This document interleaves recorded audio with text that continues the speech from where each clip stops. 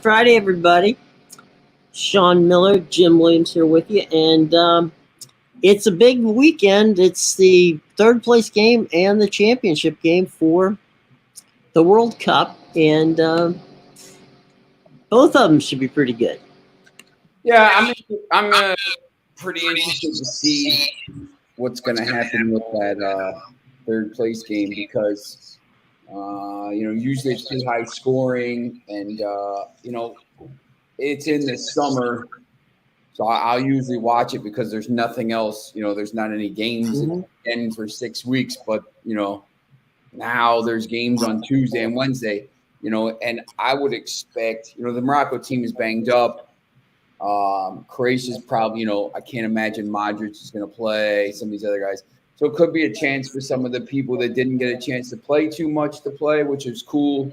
I think, let the players who, the kind of the people that were in the squad and maybe, they sacrificed just as much as everybody else and didn't get as much playing time here. So, I always think it's a time to maybe let some of those players play. Obviously, third place is big, the medal, and it's important for both countries. If Croatia medals two tournaments in a row, if Morocco medals for the first time ever as an African country, it's important, I think. So, but it's going to be a game, and then Sunday's game is obviously, Let me ask you about the defensive side. Both of these teams are relatively defensive minded. Does that, you'd mentioned earlier that this game normally is kind of a high scoring affair. Do you expect that this game will be more defensive oriented simply because that's the way they play? I think when you're trying to win a World Cup, you got to do it any way you can. So now all of a sudden, if you look at the over in this game, it's 2.5. The over is -114. The over is actually favored.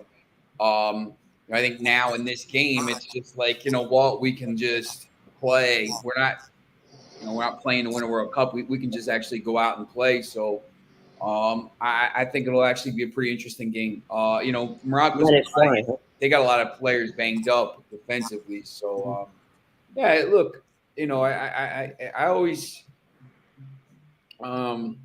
people are so focused on the final. Obviously, it's such a big final, but it's the same as the Olympics. Sometimes people don't really worry about that third place game, but look, I mean, you get a medal, and it's to win your last game, only 2 teams get to win their last game at the World Cup. And after once the knockout stage starts. So you brought up the point that basically it's like making the podium, right? I mean, you want to be there to be considered the third best team in the biggest tournament in all of soccer. So there's and like you said, Morocco, I mean, if they could pull it off, that would be a stunning, that'd put them in the record books right there and there, and the history book. Yeah, look, I mean, there's like 195, 206, depending on where what you talk, is certain things a state or whatever. There's 200. We'll just say 200. There's 200 countries on the planet. To finish third out of 200 in a tournament that only happens every 4 years is an amazing accomplishment. Right. I think more so for Croatia, who is 4 million people once again. To finish. If they finish second and third at back-to-back tournaments. There's not too many better accomplishments than that in the history of the tournament outside of, teams winning it, obviously. Right. And for Morocco to do this and become, the first African team to get there, it's an important game. People won't really kind of look at it, but, I'll watch it because, it's a game, and it's, to me, there's only 2 games left at the World Cup. Right. The other thing, I mean, just the Super Bowl. You think about the Super Bowl or the national championship basketball game, and how many people like those things happen every year. Mm-hmm. This is people forget, Sean. Back in the day, we're talking about the 50s and 60s. There was an NFL championship game, but there was also an NFL game of the two teams that finished second place. Yep. And so, and then, can you imagine this? And then there was the NFL, the team in the summertime. The first preseason game was the winner of that year's NFL championship playing the college all-stars in Chicago. About that. That's it. So, I can't even begin to imagine that. But imagine if last year the Chiefs played the 49ers for third place. Right. How about that? That would have been a pretty wild. That might have been better than the Super Bowl. Yeah. Yep. I think the other thing is too, these guys get you get money, Yes. It's not, you talk about the, some of these clubs, FIFA's paying the Premier League clubs for, I think it's 25,000, whatever it is. It's there's, I know Manchester United picked up about like 3 million. So, it's just more than that. If Morocco wins this game, they're going to go down in history as the greatest African team to ever play the game. Right. Hey, Diggs, how's it going?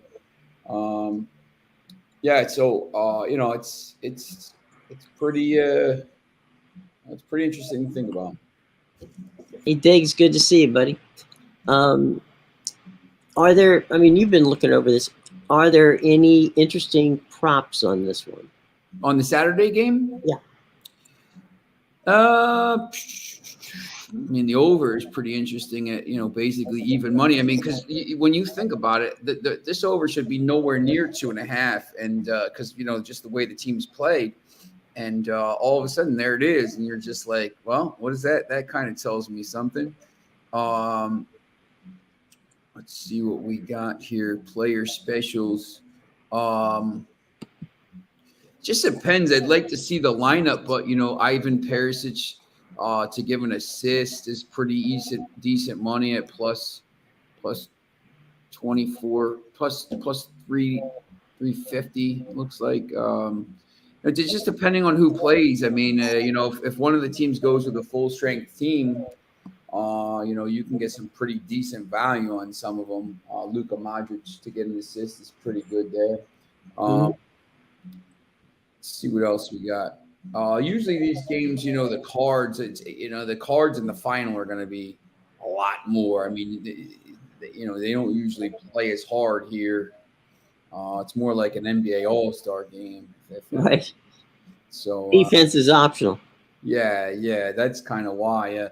Ball possession by Croatia is pretty interesting. Under 60.5% is minus 167. So yeah, there's some decent lines. I think. I would probably favor Croatia in this game. Just a more talented team. Morocco's so banged up, but you just can't. You can't overlook them. Yeah, you can't underestimate them. Obviously, a lot of people have done that all tournament. Do that at your own peril. That's correct.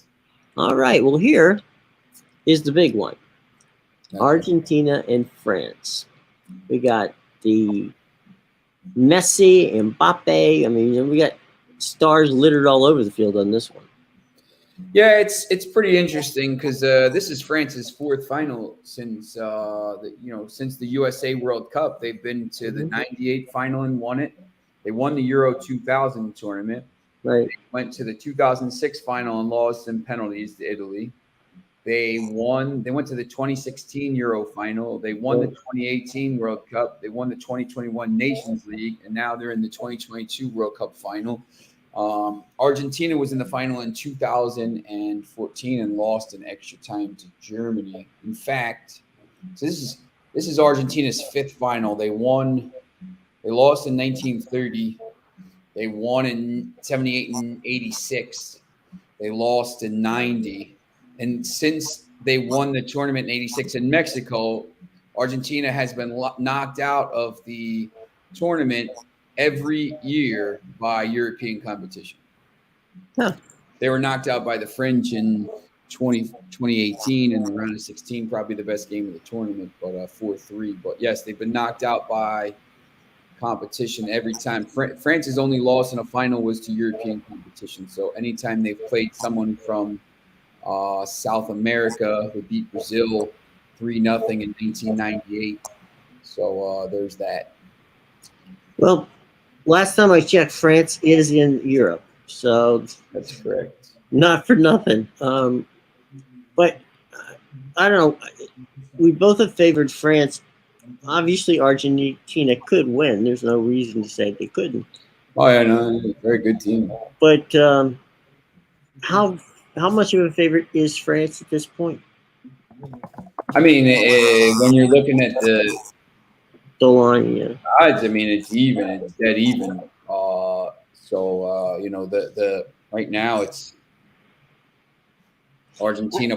Actually, Argentina is a slight favorite now, plus 175. France plus 190, and draw is plus 205. So people are starting to back Argentina a little bit. Putting some money on the Argentine team. Yeah, it's pretty even. That might very well change between now and do you have that? You know what that might be? That might be people concerned about that flu that was going through the French, team earlier in the week. Maybe they're thinking, oh, wait a minute, something out there that could cause some grief here.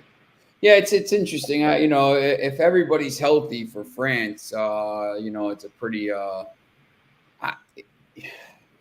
I would be worried about the back four. I don't. People aren't really worried about the back four of Argentina, which I don't understand, because Mbappe is going to get after Molina, and I'm not really sold on Romero and Otamendi as a partnership. I think Varane and whoever plays them, Konate was awesome the other day, and Upamecano has been good. Are better there, but still a little bit fragile sometimes. Mm-hmm. I'm not really sold on the Argentina midfield. I don't know how good DePaul is. McAllister's okay. Tchouameni, Rabiot will be back. I mean, he was a big miss in that game. I thought, he'll be rested. He obviously been sick, but he'll have gotten some rest. And then you got, if Di Maria comes back in, Di Maria, Messi, Alvarez, very formidable, obviously, but Dembele, Griezmann, Mbappe, and Giroud is arguably just as good. So the way I see it, just to me, it looks like France is just a little bit better. I mean, just a shade better, but it's really close. Do you think this thing could come down to penalty kicks? It could. I don't think it will, to be honest. I think it'll. Something's gonna win it outright. I think it'll be settled in regular time, to be honest. I think it's gonna be one of those games. I think there's goals in it. So Diggs is watching over on Twitch, so I appreciate it, Diggs. Thanks for watching. I love the Twitch streamers. We gotta get some more on here. Diggs, if you got any ideas how to get us some views on Twitch, let me know, because I'm definitely interested in that. They do a nice job on Twitch of making sure that people know we're there, so that's always nice. Yes, it definitely makes it a little easier. All right, let's slide over and talk, if you want to, about NFL Network Saturday. They've got a triple header. First game is Colts-Vikings, and the Vikings, who already pretty much have nailed down the North Division in the NFC, I believe they can clinch it with a win over the Colts. Yes. So 49ers clinched last night. Sorry? The 49ers clinched last night with right. With the thing. I believe they will. Yes, they basically clinched it already, because they're 4 games up with 4 games to play. They beat Well, the Colts really haven't been playing that well. Yeah, they split with the Lions, so that's kind of why the Vikings haven't necessarily clinched the division, but they will at this point. The Colts, 4-8-1. They've been struggling. They've been banged up. They have some. They hired Jeff Saturday and they beat Vegas, but they're 1-6 in the last 7, and they lost that tough game to Philly. Then they lost to a bad Pittsburgh team, and then they got annihilated by Dallas. So I think this is a bad spot for the Colts here. Minnesota is pretty good at home. Well, and you also have. I mean, I think Kirk Cousins really has a mission to show that perhaps he's been underrated and deserves a better press, I guess would be the best way of putting it. And taking a national game and beating the Colts and establishing yourself and clinching it this way would certainly go a long way to prove that he can't win the big one. Yeah, that's right. I just think, I think it could be. I looked at this game originally as maybe a money line play, but I think you probably just got to go with the Vikings on the spread at this point. Here's the 4:00 game, which is technically 4:30. Browns Ravens. This is a ground game. You got 2 teams that are going to run the ball. This might be the shortest game in the NFL this year, as far as time is concerned. The Browns have no interest in throwing it, although they will occasionally, and the Ravens pretty much only throw the tight ends. So, and they had to check and make sure they get their second-string quarterback back for the game tomorrow. Out of concussion protocol, so they will. I looked at the injury report, what's his name? Jackson is listed as questionable, and now he's listed as out. He didn't go through the walkthrough, but there's the see that last here. Huntley practiced. So Jackson is out. Huntley practiced Tuesday and Wednesday. So yeah, I think Huntley's going to play. I mean, he is a small economy size, Lamar Jackson. I mean, he does pretty much the same thing Lamar does. They do. The Ravens play the run pass option. That's pretty much their shtick. Now, Huntley came in a couple games last year, and when Lamar was hurt, and did a pretty good job. But I don't know what to make of the Browns. I swear to God, I have no idea. Yeah, I mean they should be a lot better, but not. I think the whole thing. Watson's clearly rusty. Obviously, probably they need him to kind of just. It's interesting though.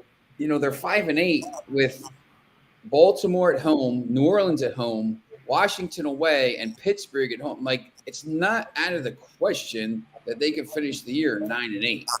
I mean, right. It's not out of the question. I said that the other day, and someone was looking at me like I had 3 heads, and I'm just like, this Baltimore team, look, you just don't know. I mean, it's going to be a close game. It's going to be a low-scoring game. I mean, one turnover could change the game. If they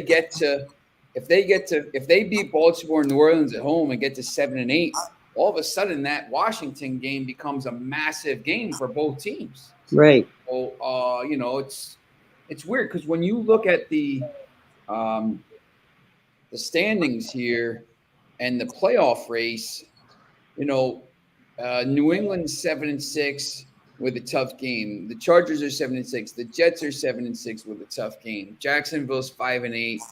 Cleveland's 5-8. Raiders are 5-8. All of a sudden, like, you know, if you get to 9 wins, I don't know. I mean, you might have a chance. The Dolphins got to go to Buffalo. All of a sudden, they're 8-6. 6-8, 8-6. There's not much between that. So, um, Yeah, the Dolphins Bills are prime time, and that should be definitely worth the time to watch. Those are probably the two best teams in the East. yeah, it's going to be like a couple inches of snow on the ground. I think Dolphins are going the wrong direction here. Buffalo looks like they're clearly going the right direction. They've turned it around. They had the 2 losses to the Jets and the Vikings by 3 points each. In the middle of 2 4-game winning streaks. So they're 8-2 in their last 10, and could have been 10-0. So it's just pretty interesting. The narrative about the Bills right now. I mean, they're 8 points away from being unbeaten. They lost. 11 points. They lost to Miami by 2 points, the Jets by 3 points, and Minnesota by 3 points. So, they're this close. I just think they're kind of turning it in the right direction. And same thing with them. They got Miami at home in the snow. They got the Bears away, which is an inch. They should win that. New England at home to end the season. And then, that game on January 2nd against Cincinnati is probably a massive game for seeding. Obviously, Right. if Cincinnati and Buffalo both go into that game with 3 losses and 4 losses, all of a sudden that's a huge game because Cincinnati wins that at night on Monday night. They have the tiebreaker. So It's I just did a quick check of the radar and what's coming up in Buffalo tomorrow night.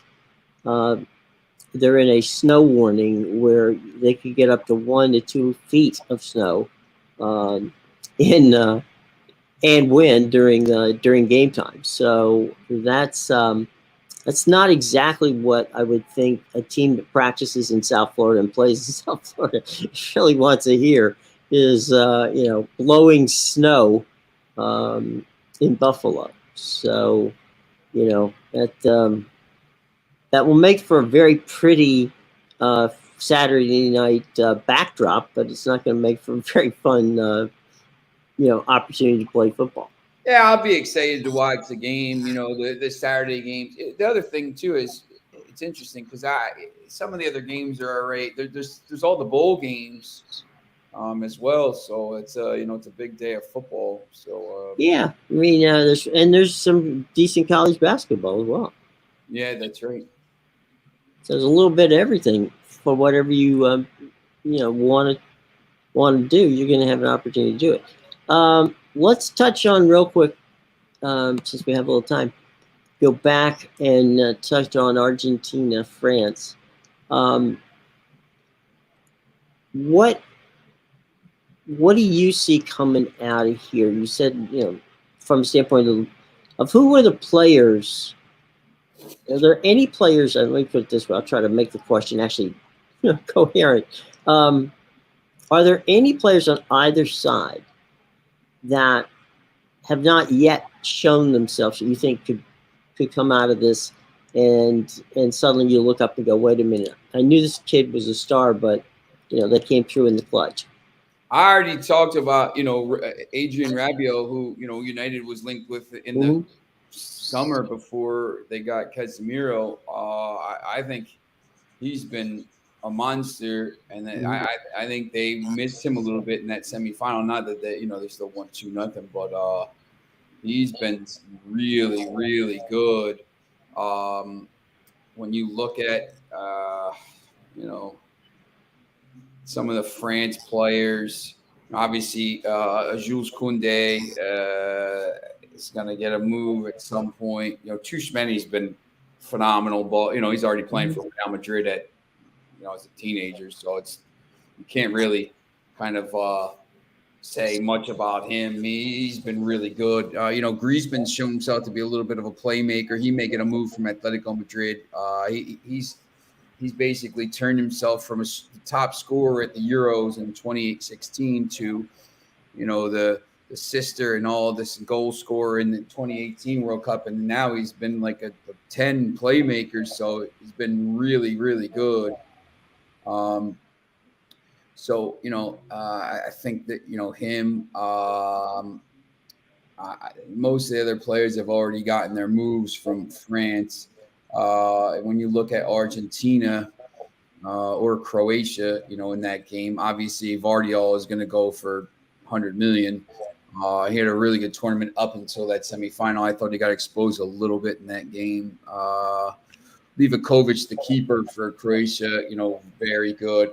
Amrabat from Morocco was good in the semi, all the way through. He's going to get a move. And then when you look at Argentina, finally, Enzo Fernandez is going to get a big move for a lot of money. The midfielder, he's going to go somewhere, either Real Madrid or Liverpool or something like this. Alvarez is already on City. Emiliano Martinez, the keeper, is at Aston Villa. I think he'll go somewhere else. I think he's a little too good for that team, to be honest. Some of the players on Argentina, they haven't really played a lot of the younger guys except for Julian Alvarez. So. The next generation for Argentina is already playing for Manchester United. So, yeah, there's some players that have gotten some moves, I think, from the tournament. Yeah, Poland's Seisman Marchak is going to be the referee on. They gave it to the. Okay. Yeah, he will be the Cup final referee. Some other quick headlines: the FIFA Beach Soccer World Cup is destined for Dubai. And then the Seychelles, which, the Seychelles is kind of cool, but that's in the middle of nowhere. Yeah. It's not that a lot of people be flying over, but if they did. Today, Gianni Infantino just announced today that the Club World Cup is going to be starting in 2025, I think he said, 2025 or 2023. It's going to be 32 teams. That's usually they have it every year. Now they're going to have it every 4 years. So it'll be interesting to see how that works.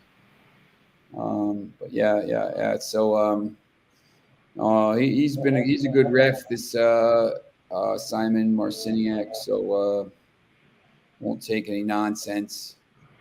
He refereed France, Denmark. I think he refereed both teams one time. But yeah, he's seen them both. So. There'll be no shenanigans going on the pitch on Sunday. Yeah. Overall, your thoughts of the tournament?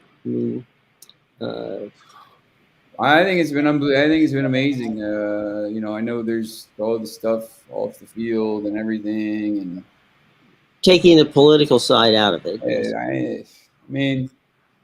It's hard to do now because everything in the world is politicized. Right. But when you take all that stuff out and everything, the tournaments, the play on the field has been great. I think the fact that it's played in the middle of the season has, people are going to complain about that. Look, it hasn't.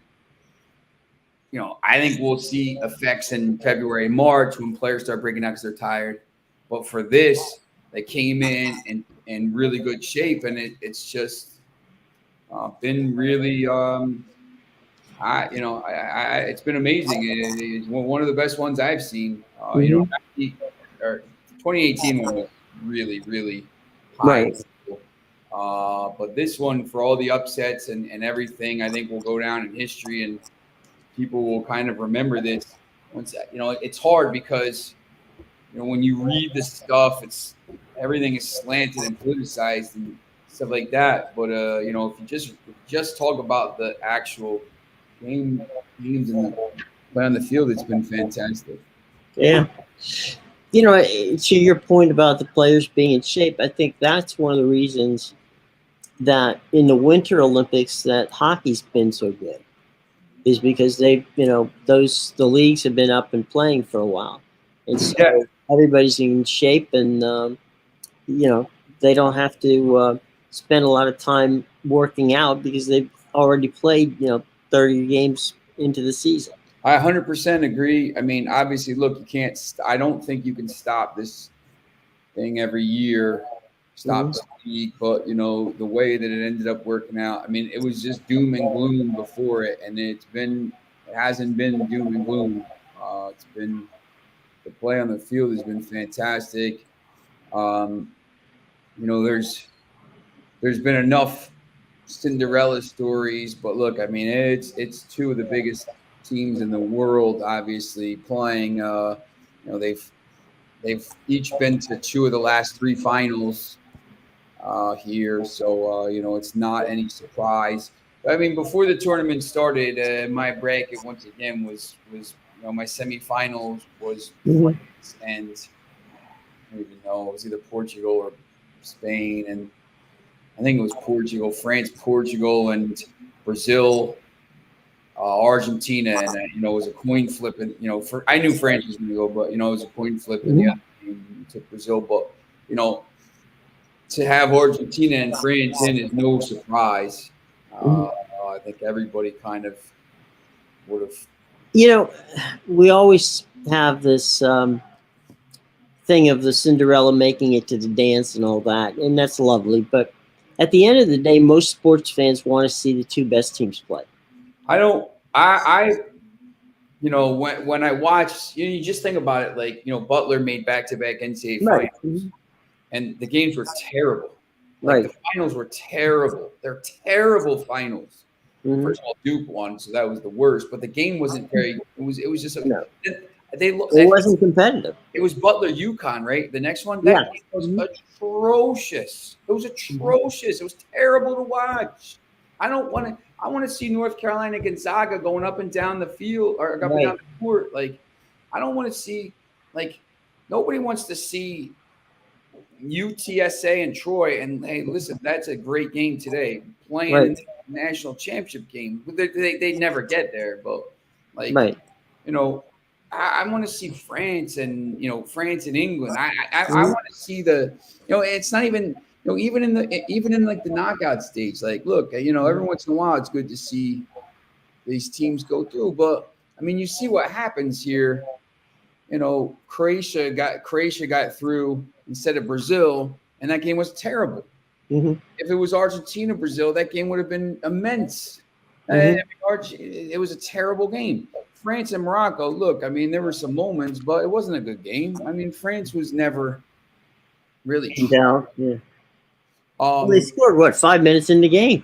yeah, exactly. Another game was over after in the first half. Mhm. If it was Portugal and France and Brazil and Argentina, man, those Mhm. games would have been phenomenal. But like, it is what it is. But I agree. Like this people talk about the Cinderella of the FA Cup all the time, and Wigan beating Manchester City in 2013 was after United won the league. Was amazing. I mean, it was they scored in the 89th minute. I still watch the header. It was the greatest Mhm. upset of ever. And then Wigan got relegated, right? And we haven't seen him since. Right. And but for every one of those, you know, it's Manchester City 6-0 in the final against like Watford, or you got Bradford City made a final and got smoked 5-0 by Swansea, or for every one of those, it's something like that. You had that little period. Birmingham City beat Arsenal. Well, most of the time it's ugly. So if Argentina would play Morocco in the final, or France played Croatia. Look, we saw France Croatia in 2018. Croatia's 4 years older. Mhm. It would have been the same game. No, you do. You want to see the best, and fairly or unfairly, it's hard sometimes for people to watch MLS games because they're not competitive. I have my issues with watching those games. Everyone's always like, man, you watch. Yeah, Foxy. Yeah, we talked about that a little bit. I don't. I thought it was going to be actually the 4 different champions, Foxy. Like it was going to be the 4 Champions League winners and the 4 winners of each continent was going to go into this tournament. That's actually how I thought it was going to be, but I'm not sure. So if it's like that, I have no issue with it. But yeah, it's you get this in baseball or basketball. You get some upset sometimes because over the course of 5 games and more so in baseball because pitching or whatever. Right. I think in basketball most of the time, the better team is going to win a long series. It doesn't happen all the time, but but in a one game, it's not always it's tough. You get those weird upsets, but over the course of spread out, right, games, 6 games, an NCAA tournament or something like that. Usually, I mean, the NCAA tournament is a perfect example. There's upsets every year, and you're just a 5 loses to a 12. Now, like every year, it's that used to be like the go-to and the thing. Now the 12s win every year. I mean, I think 2 years ago the 12s were like 3-1 against 5s. It's just the way it is. But when you look at the last 15 national championships, like 13 of them are 1 seeds. Like 20, like 17 are 1 seeds. Like it's just like it's a top seed to win the tournament. It's not North Carolina last year, would have been as an 8 seed, but they lost to Kansas. It was a 1. I mean, Baylor was a 1. Baylor and Gonzaga were 1s the year before. It's just at the end of the tournament, the best teams are usually there. And when you get 4 1s, right? Because you've got regions, there's a pretty damn good chance one of those 4 1s you're going to win the tournament. They didn't get that top seed in the region for nothing. So yeah, I was at the Final Four when the only time all 4 1 seeds got there was in San Antonio, North Carolina, UCLA, Memphis, and Kansas. That's fine. I was at the same tournament. Oh, okay. I was there. They gave away a new. I was at the national. They gave away a new National Player of the Year award, and I was there, and I was like the only one there with Tyler Hansbrough and Bruce Pearl. They were like, hey, we're giving away this new national award. Do you want to come in? I was like, sure. And I like nobody was there. It was like crazy. I was like, hey, I was talking to Tyler Hansbrough and Bruce Pearl is great. And then, I think it's one of the ones now that's kind of like got big and bigger. Yeah. My tickets. I had tickets to the final. And I sold it. I remember I sold it for like $800 because Memphis was in it for the first time in forever. And I watched it on a bar in the Riverwalk by myself. My whole trip was paid for. I actually made money. So, I tried to buy a ticket at the last minute, but I didn't really care because North Carolina was out. Then I went the next year to Detroit. So, I was there working with CBS, and I actually still have my jacket. They provide the tournament people provided gave us these really cool baseball jackets with the Final Four logo and the teams in the Final Four logo. So it's Final Fours are pretty interesting stuff, and we have a Final Four this weekend in soccer. Tomorrow, Morocco and Croatia. Then the championship game, Argentina and France on Sunday, and that will put close the book on what what everybody was a World Cup that everybody seemed to be dreading, but now seems to be liking. So, sometimes you just have to play it out and see what happens. The problem is with all this stuff, and obviously I understand the irony of what I'm about to say as I'm a media person, but and there's nothing to do. There's no games to write about Mm-hmm. in the lead up to it. So everything is just about the negative. I mean, and look, I mean, we'll be like, so much of the media, Mm-hmm. is, especially in other countries, here there's positive pieces sometimes, but some of it's so much. Foxy will tell you when you read the media in England, it's just they just want to tear everything down, They build them up to tear them down. And it's just there's nothing to write, so they rate these things, and everybody wants to try to like get views and big up everybody. But then once the games start, a lot of that stuff starts to drift away. And look, I mean, I'm not saying, once again, like you should be reporting on the fact that 5,000 people died building the stadium. I think that's embarrassing, and that should never happen in the 21st century in a civilized world and stuff like that. It's not the thing that economics and all that stuff is whatever, but when you just want to talk about, as a football writer or soccer writer, whatever you call it, and you want to talk about the actual games, and when there's nothing you can say. I mean, it's like 95% positive. This tournament's been fantastic, and on the pitch, I mean, look, people complain about the referees and the thing and all this stuff, but it's a lot of it's after the fact. Like I complain about that in every game. So I grew up as a disciple of Brune Arledge, and Arledge was the genius at creating up close and personal. His theory of the case was, and it was a good one: how can I get you to watch something if you don't understand or know somebody in it? And so his creations were, how many people do you think in the 1960s and early 70s would have known who Nadia Comaneci, a Bulgarian gymnast, who would have known her? Who would have known, some of these, outstanding U.S. players? The goal with Arledge was always to, if I want an audience, I need to get them invested in who these people are, and I think that was, the writers here, the great ones like Dick Schaap, and Jim Murray out in Los Angeles, and some of the outstanding writers in New York and Philly.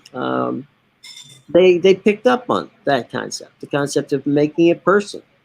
And does that mean that they didn't attack them from time to time? No, of course it does.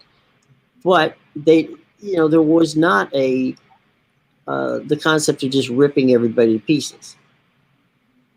Yeah, that's become more of a I hate to say it, but something more of a new thing of everybody diving in and wanting to analyze something when they don't know a damn thing what they're talking about. That's right. But that's another conversation for another day. That's me fighting the Major League Baseball Writers Association for not knowing, who to put in the Hall of Fame. But again, another argument, another day.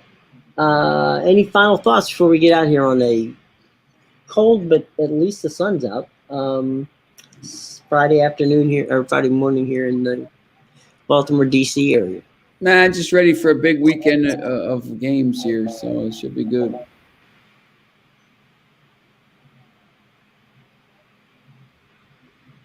Well, we will be moving on. And all right. For Sean Miller, follow him on the Prodigal Sean right there. And I'm Jim Williams. And, guys, come on back. We want to see y'all. Diggs, Foxy, everybody, bring friends. And we'll see you come Monday when we can talk about what happened on Saturday and Sunday. So until then, gang, we hope that you have a safe and enjoyable weekend.